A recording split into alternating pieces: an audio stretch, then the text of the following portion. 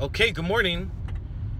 So this morning I want to talk about the best way to measure effective discipleship.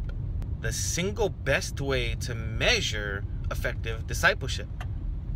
You want to know, right? You want to know whether or not what you're doing is making a difference. It's key. So it's really simple. It's just one very specific, modern, and easy, but it's so natural that it often gets overlooked way to track and see how successful it is. Now, before I get into it, there's a couple disclaimers that we need to consider. And the disclaimers are in terms of definition. So the question is, before we get there, is how do you define impact? And how do you define influence?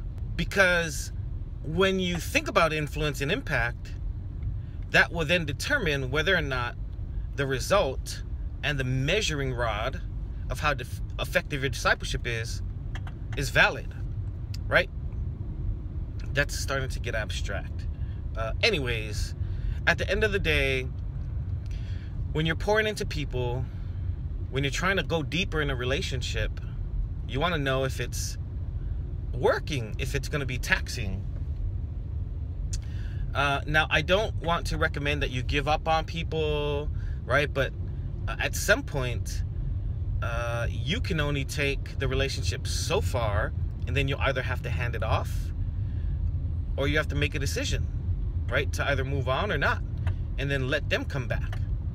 So what type of impact are you looking for? What type of influence are you looking for? Are you just looking for, something that's just get them to church kind of thing? Are you looking to go deeper in the sense that you get invited to birthday parties, to quinceañeras, to the first day of summer school play, right? How are you defining impact and influence? The next idea, disclaimer, that I think you should think about is having a healthy balance between an organized format and an organic format of discipleship. Oftentimes in churches and even in our personal lives, because of the term discipleship, we've deemed it necessary to make it programmatic, meaning we have to create a program around it. Okay, we're meeting once a week here, we're meeting once a month with men's, and then we slap on the term discipleship because when we get there, we just read Bible and then that's it, and talk about it and then that's it. And half the guys don't even talk, or the girls, or whoever attends, right? So we really want to, I encourage you to consider having a healthy balance between an organized, structured type of approach, which is necessary, but don't just do that, right? You want to also have the organic, the natural, the flow, the do life discipleship. Because when you have that healthy balance, you'll have a much better handle and gauge on that relationship. Now, what is that single best way to know whether or not you're effective? It's easy. Here it comes. It's conducive to our modern world, our modern economy, our lifestyle, because this is always with us. The single best way for you to know is to check your messages. Check your messages. Seriously. Check your text messages, check your emails, your Facebook, however you message with people, and the people that you're connecting with and you're pouring into, check the message. Because the more often that the discipler or the disciplee reaches out to you, I would venture to say that you're making an impact, because they're looking to you to get their questions answered. They're looking to you to share their hopes and dreams, right? Because they feel the influence that you've made allows them to feel safe, secure, and allows them to feel like they can be seen, heard, and understood. So you don't have to chase people, man.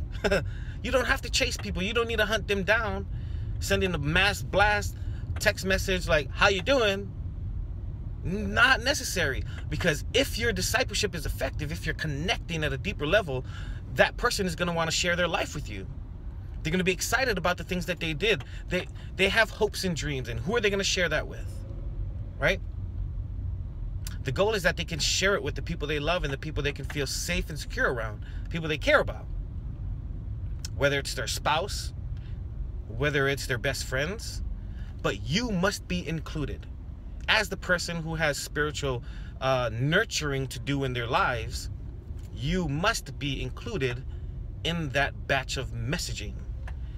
So check your messages.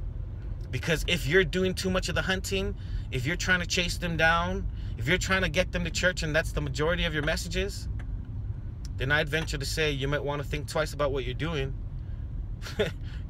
Fast and pray or something, right? So check your messages. If they're hunting, if they're reaching out to share their hopes and dreams, great. Now also, I don't want to dissuade you from reaching out to people. Keep doing it, right? You have to check in once in a while, of course. You're making disciples. It's organic. Because you genuinely like that person. You genuinely care about them. So the best way to measure how effective, to measure whether or not you're engaging in effective discipleship is to check your messages, especially in today's world, right? We got text message, we got the phone going on, man. Everything crazy in the palm of our hands. Just check it. It's simple. All right. Okay. God bless you. On the commute. Peace.